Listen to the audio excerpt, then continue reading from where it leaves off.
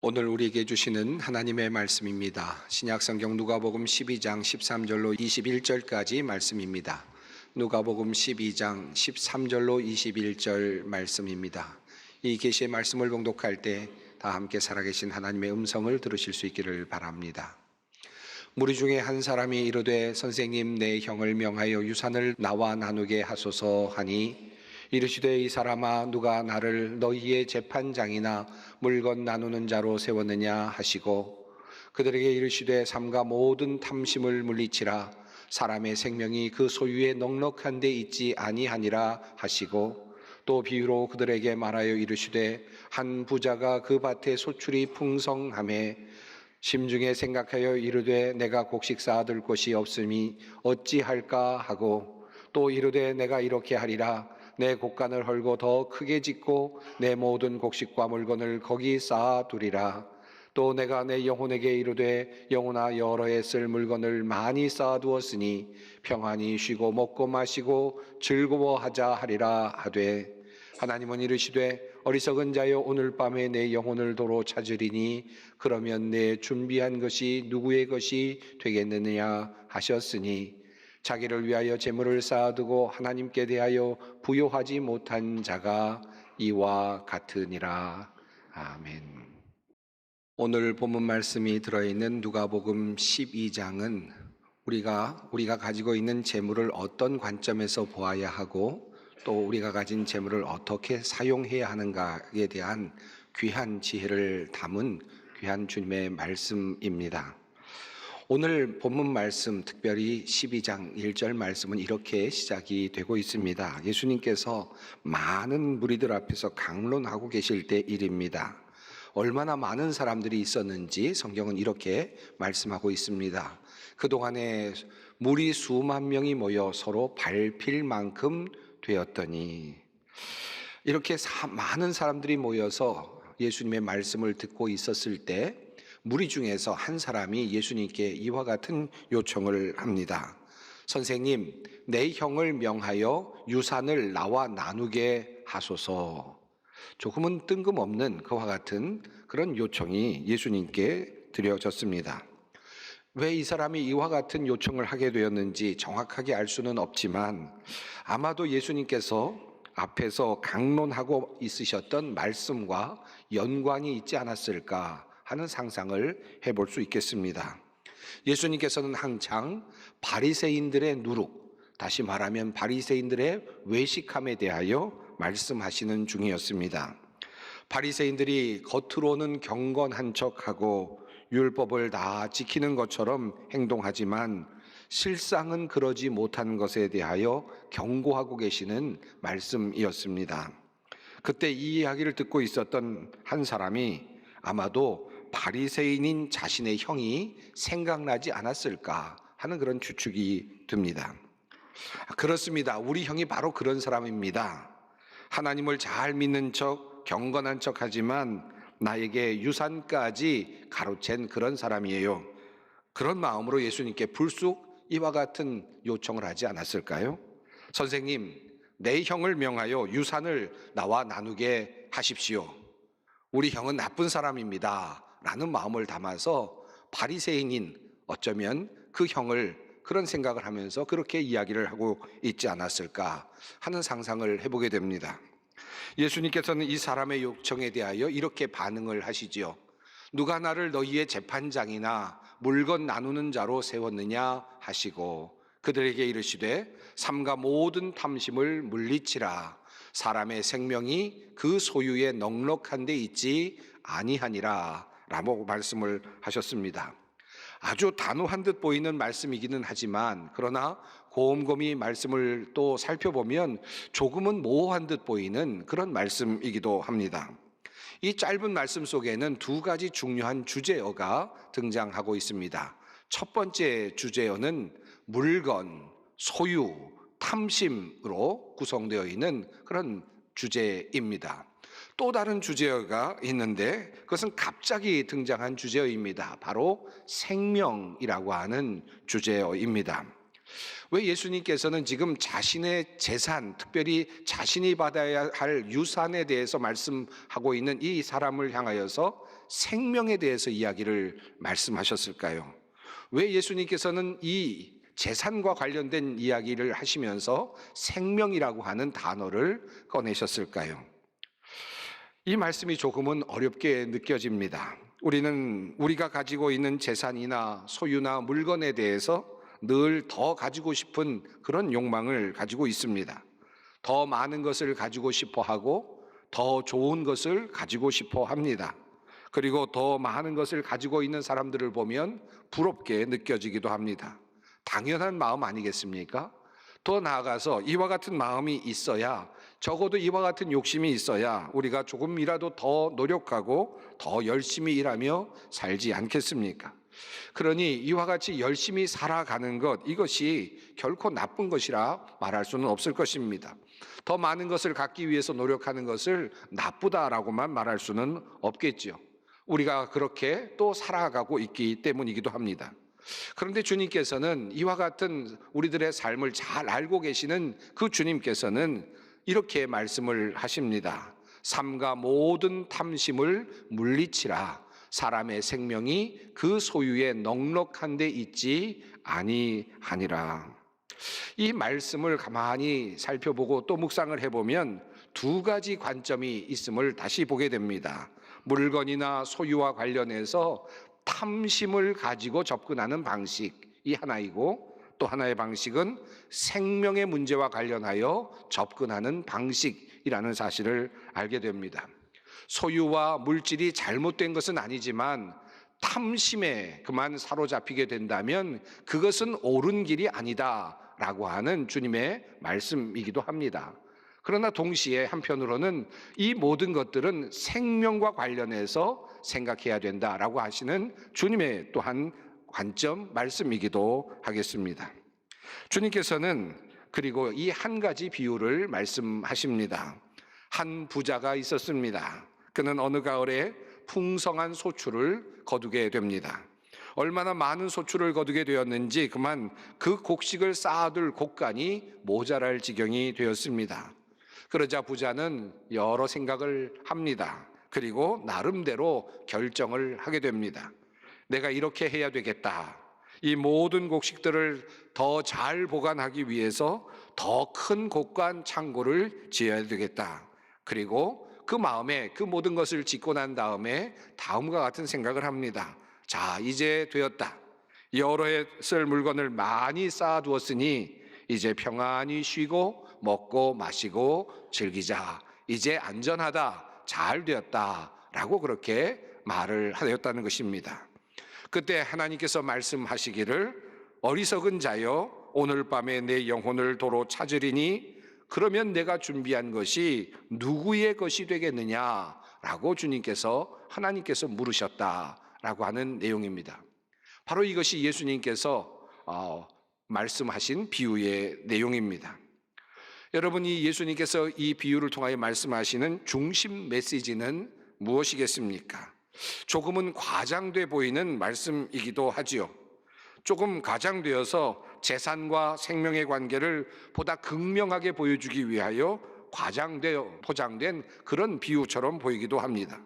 그런데 이 중심 메시지, 이 말씀을 통해 주님께서 하시고자 하시는 중심 메시지는 과연 무엇일까요? 자세히 살펴보면 흥미로운 구조가 있음을 알게 됩니다. 자, 부자에게는 지금 소출이라고 하는 것이 있습니다. 그 소출은 지금 넘쳐나는 소출입니다. 창고에 다 들어가지 못할 만큼 많은 소출이 그에게 주어졌습니다. 이 소출은 재산이라고도 할 수 있겠죠. 또 부라고도 그렇게 말할 수 있겠습니다. 다시 곡간을 지을 만큼 그만큼 수많은 재산이 생겼습니다. 또 부가 생겨났습니다.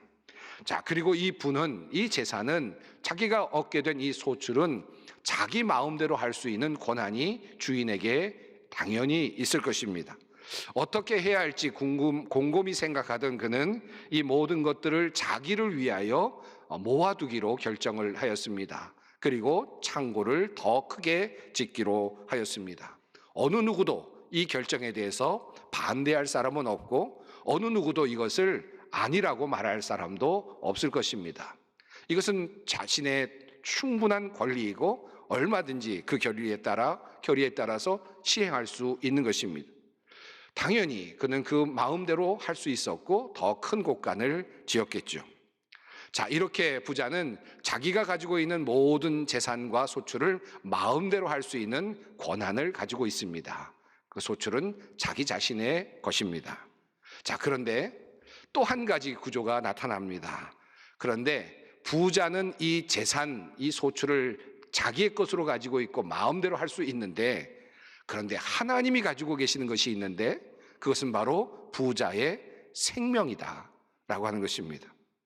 부자의 생명은 하나님의 것입니다. 그리고 그것은 하나님 마음대로입니다. 하나님께서 어떻게 하실 것인지는 그의 결정에 달려 있습니다.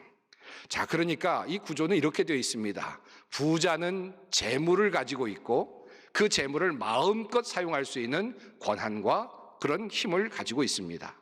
그런데 하나님은 그 부자의 생명을 가지고 있고 그 생명을 마음대로 하실 수 있는 권한을 그리고 힘을 가지고 있다라고 하는 것입니다.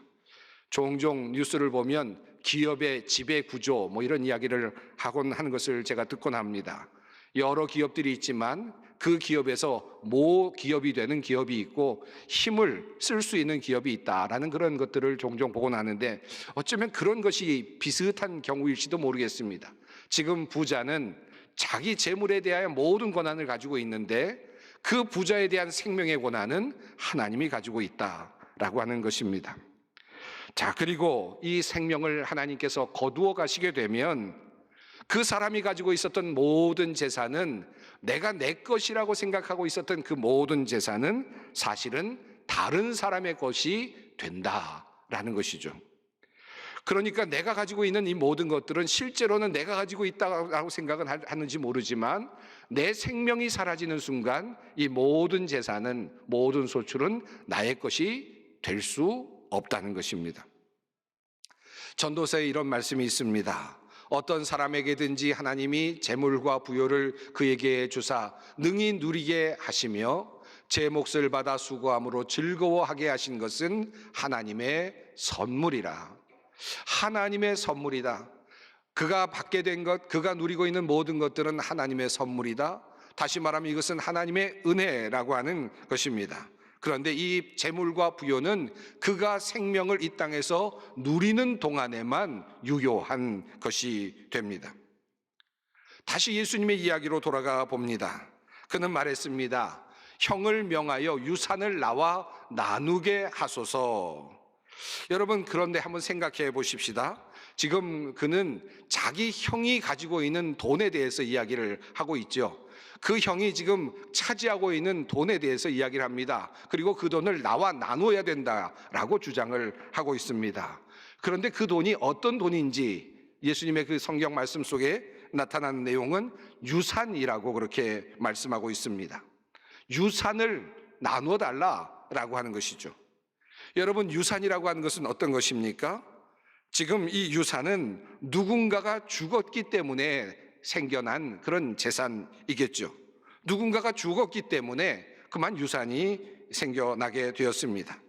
예수님께서는 지금 이 유산이 그 형제들에게 오게 된 근원을 지금 들추어내고 계십니다. 누군가가 죽었습니다. 아버지가 돌아가셨기 때문에 유산이 생겨나게 된 것입니다. 바로 그 아버지가 예수님께서 말씀하고 계시는 바로 그 어리석은 부자일 수도 있을 것입니다. 내가 곳간을 지어야 되겠다. 오늘 소출이 너무나 많이 나와서 이 모든 것들을 잠궈둘 만큼 그런 공간이 없으니 내가 큰 곳간을 지어야지. 그리고 이것에 모든 것 다 넣어야 되겠다. 그리고 2년 3년 동안 쓸 것을 충분히 마련하였으니 이제 편안히 쉬자, 마음껏 누리자, 즐기자라고 말했던 그 아버지가 죽음, 생명을 잃고 그 모든 재산이 지금 자녀들에게 내려가고 있었다라고 생각할 수 있지 않겠습니까? 바로 그 아버지의 재산을 놓고 이제 또 작은 자들이, 그의 형제들이 지금 재산의 싸움을 하고 있다는 말입니다. 여러분, 이러한 관점에서 생각해 본다면 과연 내가 가지고 있는 것이 나의 것이 맞습니까?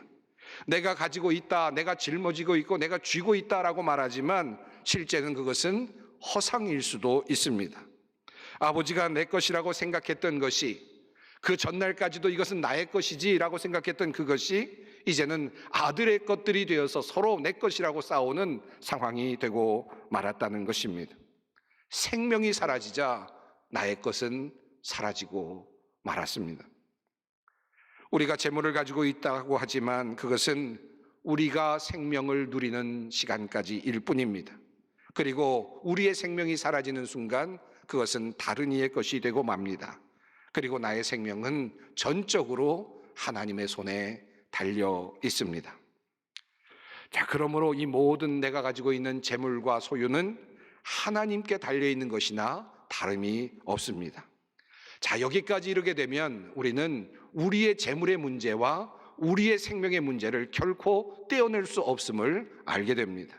그리고 이 생명을 주관하시는 하나님을 깊이 생각하지 않을 수가 없습니다. 그러므로 주님께서는 말씀하십니다. 자기를 위하여 재물을 쌓아두고 하나님께 대하여 부여하지 못한 자가 이와 같으니라. 여기 이 말씀을 보면 자기를 위하여라는 말과 하나님에 대하여라고 하는 말이 대조가 되고 있음을 볼 수 있습니다. 내가 가진 재물을 나를 위하여 사용할 것인가? 내가 가지고 있다는 이 재물을 나만을 위해서 사용할 것인가? 아니면 하나님에 대하여 이 재물을 사용할 것인가?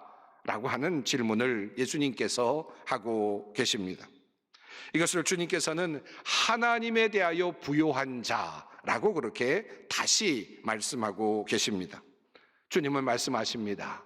너희 소유를 팔아 구제하여 낡아지지 아니하는 배낭을 만들라. 곧 하늘에 둔 바 다함이 없는 보물이니 거기는 도둑도 가까이 하는 일이 없고 좀도 먹는 일이 없느니라. 내가 가지고 있는 것을 정말 내 것으로 만들 수 있는 방법이 하나 있는데 그것은 바로 내가 지금 가지고 있는 이때, 내가 생명을 가지고 내가 가지고 있는 그 모든 소출을 가지고 있는 이때에 그것을 가지고 사람들을 구하는 일, 사람들을 살리는 일, 그것을 할 때 그것은 바로 정말 내 것을 만드는 것이 되는 것이다. 나의 것이 되는 것이다. 그 순간 주님께서는 이렇게 말씀을 하고 계십니다. 가난한 자들, 어려운 이웃들을 섬기는 일이 바로 하늘의 창고에 저장하는 일이 될 것이고 낡아지지 않은 배낭에 넣는 것이 된다라고 말씀하십니다. 그리고 그렇게 할 때 이 땅에 진정한 하나님의 의, 그 나라의 의가 이루어지게 된다라고 주님께서는 그 꿈을 펼쳐 보여주고 계십니다. 바베트의 만찬이라고 하는 영화 중에 이런 대사가 나옵니다. 제가 아주 좋아하는 대사이기도 합니다. 내가 이 세상에서 가지고 갈 수 있는 것은 남에게 주었던 것뿐입니다. 내가 이 세상에서 저 세상으로 가지고 갈 수 있는 나의 재산이 있다면 그것은 내가 남에게 주었던 것뿐입니다. 나를 위해, 나의 이익을 위해, 나의 유익을 위해 사용됐던 그 모든 것들은 이 세상에서는 유효한지 모르지만 하나님의 나라에 가져갈 수 없고 진정한 내 것이 될 수 없다라고 하는 말씀입니다. 주님은 내게 주어진 소유들을 어떻게 하면 진정 나의 것으로 만들 수 있는지를 말씀하고 계시는 것입니다.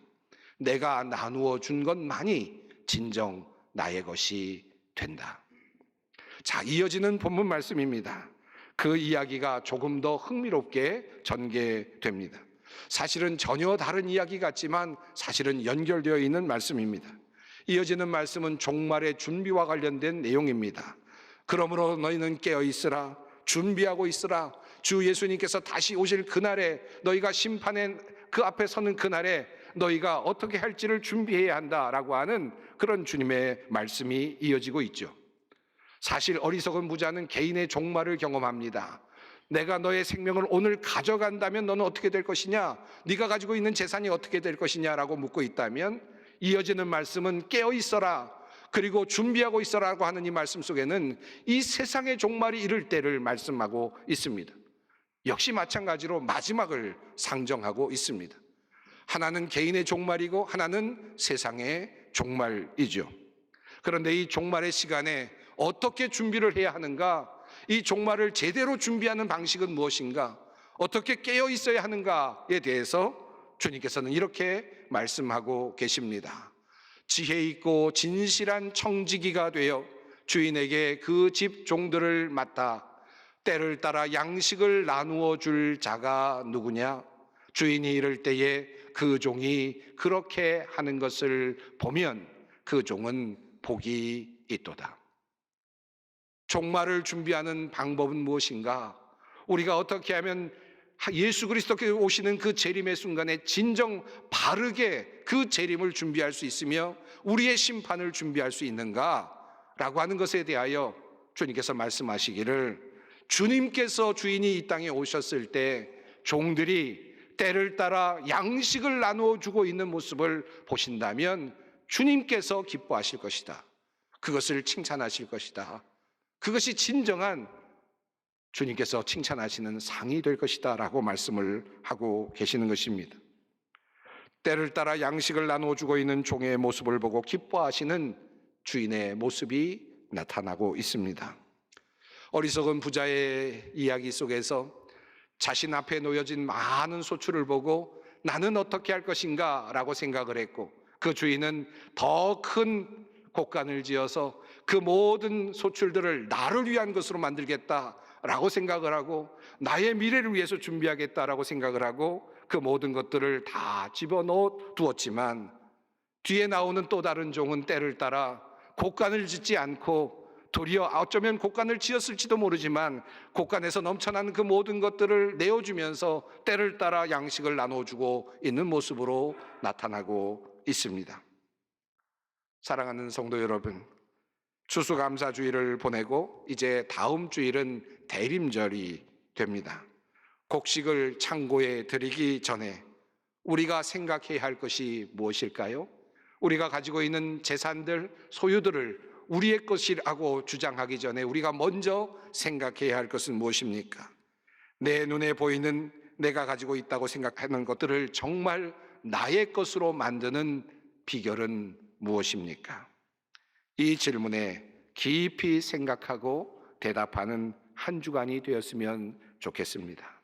주님께서 말씀하십니다. 너희 보물이 있는 곳에는 너희 마음도 있으리라. 기도하겠습니다.